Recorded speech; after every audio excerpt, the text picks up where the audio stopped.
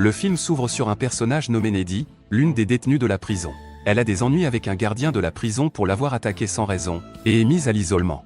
Neddy commence alors à raconter comment elle en est arrivée là, et nous sommes transportés dans son passé. Tout commence dans une scène de lycée. Neddy est une lycéenne ringarde et maladroite qui est la meilleure amie de Jennifer, une élève incroyablement belle et populaire. Elles sont amies depuis qu'elles sont petites, et même si tout le monde, y compris le petit ami de Neddy, Chip, se demande pourquoi elles restent amies car elles ne semblent plus avoir rien en commun, Neddy et Jennifer restent inséparables. Elles vivent dans une petite ville appelée Devil Esquetle qui doit son nom à une chute d'eau inquiétante, avec un trou tourbillonnant dont personne ne sait où il mène. Des scientifiques viennent en ville pour enquêter, mais ils n'ont toujours rien compris à ce jour. Un jour, Jennifer s'approche de Neddy et lui demande de l'accompagner pour assister au concert d'un groupe indé appelé Low Shoulder. Jennifer lui dit également qu'elle trouve le chanteur attirant et qu'elle aimerait le séduire ce soir. Ne voulant pas que sa meilleure amie y aille seule, Neddy annule son projet de passer du temps avec son petit ami Chip ce soir, et accepte d'aller voir le groupe avec Jennifer. Plus tard dans la soirée, Chip accompagne Neddy alors qu'elle attend que Jennifer vienne la chercher pour aller voir le groupe. C'est là que nous apprenons que Neddy et Jennifer doivent avoir une sorte de connexion psychique, car Neddy est capable de dire au hasard quand Jennifer arrive chez elle. Chip, qui en est témoin, trouve cela très étrange. Il descend alors au rez-de-chaussée et regarde Jennifer et Neddy interagir. Sa réaction montre clairement qu'il n'aime pas Jennifer parce qu'elle traite Neddy de façon grossière. Peu de temps après, Jennifer et Neddy arrivent au pub, où le groupe Low Shoulder est sur le point de se produire. Elles y croisent leur camarade de classe Craig, qui, comme tout le monde en ville, adore Jennifer. Elles croisent également Ahmed, un étudiant étranger d'Inde qui fréquente leur école. Ensuite, l'officier Roman, qui couche de temps en temps avec Jennifer, les aborde et tente de la draguer. Cependant, Jennifer le laisse tomber pour le chanteur de Low Shoulder, qu'elle aborde immédiatement avec Neddy à ses côtés. Jennifer se présente alors timidement à Nikolai, le chanteur, et lui propose de lui offrir un verre. Lorsque Jennifer se dirige vers le bar, Neddy entend Nikolai parler de manière inquiétante à son compagnon de groupe du fait que Jennifer doit être vierge. Comprenant que Nikolai pourrait être un prédateur, Neddy le confronte et lui demande de s'éloigner de Jennifer. Neddy tente alors de mettre Jennifer en garde contre Nikolai, mais Jennifer l'ignore tout simplement et fait remarquer qu'elle est loin d'être vierge à ce stade. Les deux femmes cessent de converser lorsque le groupe commence à jouer. Et puis, d'une manière ou d'une autre, le bâtiment prend feu au milieu de leur performance. Curieusement, le groupe ne semble pas perturbé par cette situation, alors même que les gens tentent de sortir du bâtiment en panique, se faisant piétiner ou brûler à mort. Neddy guide une Jennifer secouée hors du bâtiment par une fenêtre des toilettes et tente de la calmer. Peu après, Nikolai s'approche soudainement d'eux et force Jennifer à avaler du whisky. Il emmène ensuite Jennifer, l'air ahuri, tandis que Neddy supplie Jennifer de rester, mais Jennifer lui dit naïvement que tout va bien se passer. En rentrant chez elle ce soir-là, elle appelle son petit ami Chip, paniqué, et lui raconte les choses horribles dont elle vient d'être témoin, notamment que des gens sont morts brûlés et que sa meilleure amie est montée dans un van avec un inconnu. Chip, qui n'aime pas Jennifer, dit à Neddy de ne pas s'inquiéter pour sa meilleure amie. Peu de temps après, Neddy sursaute en entendant la sonnette de la porte d'entrée. Elle descend pour y répondre, mais ne trouve personne devant la porte. Mais alors qu'elle est sur le point de remonter, elle commence à entendre des bruissements venant de la cuisine, et se déplace pour éteindre un évier qui goutte. Mais alors, Jennifer se tient devant elle, couverte de sang, avec un sourire lubrique sur le visage. Elle met ensuite à sac le réfrigérateur et tente de manger, mais vomit une substance noire ressemblant à du goudron. Neddy se précipite dans le foyer pour appeler à l'aide, mais soudain, Jennifer la plaque au mur et commence à la caresser. Jennifer se met ensuite à lui mordre le cou jusqu'à ce qu'elle laisse une marque, avant de sortir de la maison tandis que l'on entend des sirènes de police en arrière-plan. Le lendemain, l'école est pleine d'informations sur l'incendie du pub de la ville, dont seules quelques personnes ont pu s'échapper, tandis que Neddy semble plongé dans ses pensées, réfléchissant à ce dont elle a été témoin la nuit dernière. Jennifer s'approche alors d'elle avec désinvolture, l'air parfaitement normal, et avec une nonchalance inquiétante par rapport au fait que des personnes qu'elle connaissait sont mortes dans l'incendie la nuit dernière. Jennifer fait même comme si elle ne se souvenait pas de la façon dont elle est entrée en trompe chez Neddy l'autre soir et a vomi sur le sol de la cuisine. Après les cours, Neddy essaie de parler à son petit ami de la manière sinistre dont Jennifer a agi la nuit dernière, mais il l'ignore et met en doute sa santé mentale. De l'autre côté de l'école, Jennifer s'approche de Jonas, le meilleur ami de Craig, qui est en deuil parce que Craig est mort dans l'incendie l'autre nuit. Jennifer le convainc alors que Craig lui a dit qu'elle et Jonas seraient bien ensemble, et attire Jonas pour qu'il la suive dans les bois. Ils finissent par s'embrasser, mais curieusement, les animaux des bois commencent à se rassembler autour d'eux et à les observer. Jonas s'arrête et s'étonne du spectacle, mais Jennifer ne se laisse pas impressionner et lui dit simplement que les animaux attendent quelque chose. Et voilà ce qui se passe. Jennifer dévore diaboliquement sa chair, tandis qu'un professeur peut entendre Jonas hurler d'impuissance. Plus tard dans la journée, Neddy est en train de cuisiner en écoutant la radio lorsqu'elle apprend que le groupe qu'elle et Jennifer ont regardé cette nuit-là, Low Shoulder, a gagné une quantité massive de followers suite à l'incident, et sont même considérés comme des héros nationaux par le public pour avoir prétendument sauvé des gens du bâtiment en feu. Pendant ce temps, le professeur du lycée trouve le corps mutilé de Jonas dans les bois. La police est immédiatement appelée sur les lieux, tandis que Jennifer peut être vue en train de nager nue dans un lac voisin, l'air détendu et satisfait. Le soir même, Jennifer appelle sa meilleure amie Neddy pour lui dire qu'elle se sent très bien en ce moment et qu'elle devrait cesser de pleurer les victimes de l'incendie, car les gens meurent tout le temps. Neddy doit finalement raccrocher car son petit ami l'appelle. Pendant l'appel, il lui annonce que Jonas, son voisin, est mort.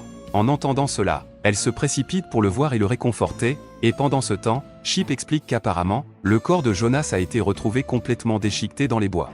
Les jours suivants, la ville entière est en deuil à cause des nombreuses vies perdues en si peu de temps, à l'exception de Jennifer, qui semble plus épanouie que jamais. Les informations sur les récents incidents survenus dans la ville sont diffusées dans les journaux nationaux, et le groupe Low Shoulder semble obtenir de plus en plus de reconnaissance et de renommée. Malgré tout, les habitants de la ville essaient de continuer à vivre. Un mois plus tard, Jennifer semble pas aller mal en point pendant le cours. À la fin du cours, un certain Colin s'approche d'elle et demande timidement à Jennifer de sortir avec elle, mais elle le repousse froidement. Neddy, cependant, dit qu'elle pense que Colin est cool et gentil, ce qui incite Jennifer à changer d'avis et à l'inviter chez elle ce soir.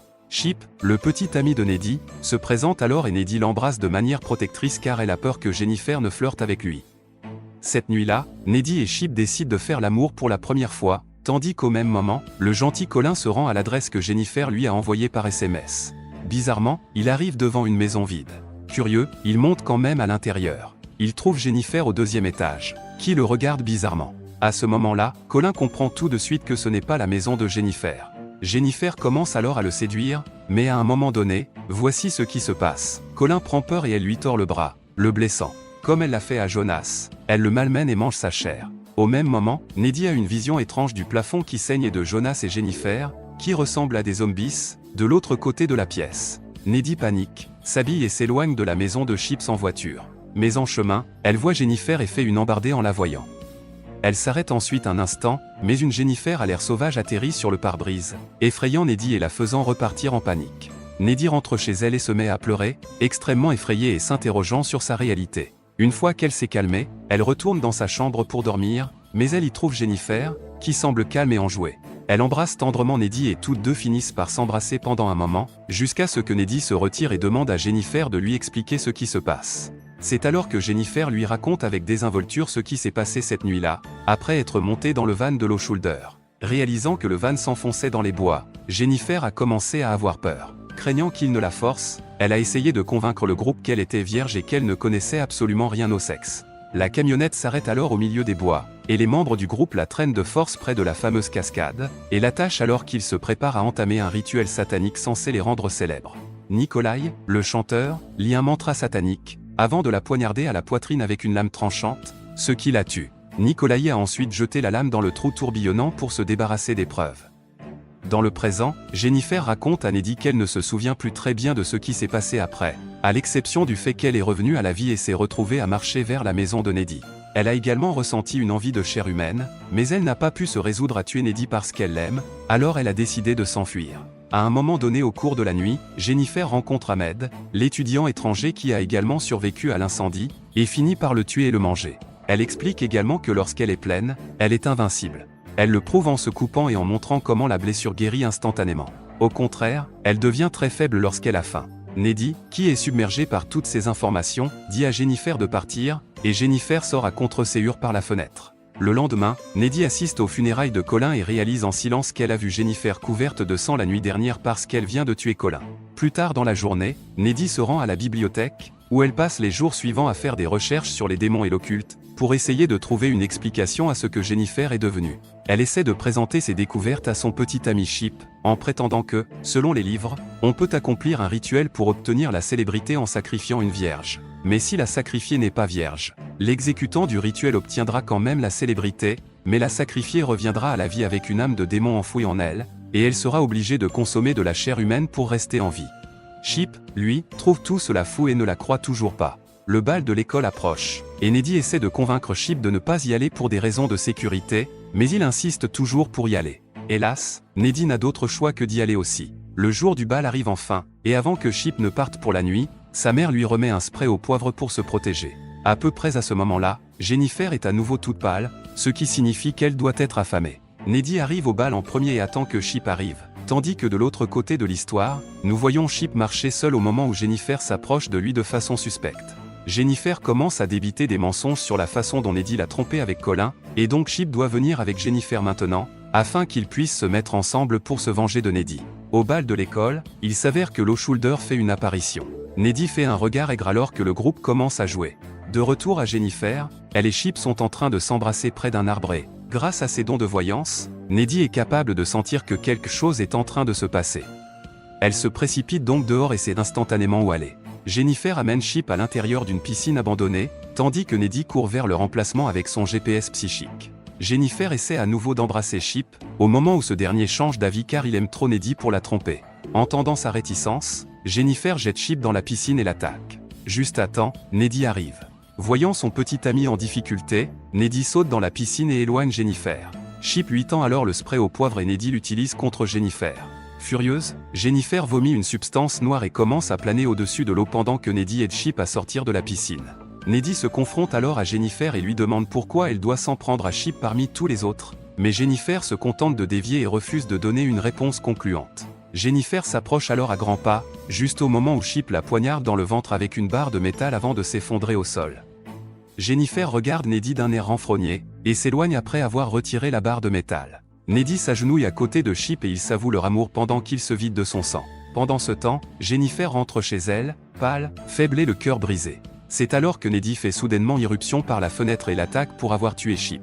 Jennifer la mord à la gorge avant de la lâcher à nouveau, et juste après, Neddy sort un cutter et lui fait une marque en X sur l'abdomen. Avec son pouvoir démoniaque, Jennifer les fait planer au-dessus du lit et les deux se battent encore, jusqu'à ce que Neddy arrache le collier de l'amitié du cou de Jennifer, la prenant au dépourvu juste assez longtemps pour que Neddy la poignarde en plein cœur, littéralement et métaphoriquement. Et c'est exactement comme cela que Neddy se retrouve en prison. Nous revenons ensuite à notre époque, où Neddy est une prisonnière enfermée à l'isolement. Il s'avère que, parce que Jennifer l'a mordue, elle a maintenant des pouvoirs démoniaques. Elle s'en sert pour l'éviter et s'évader de la prison.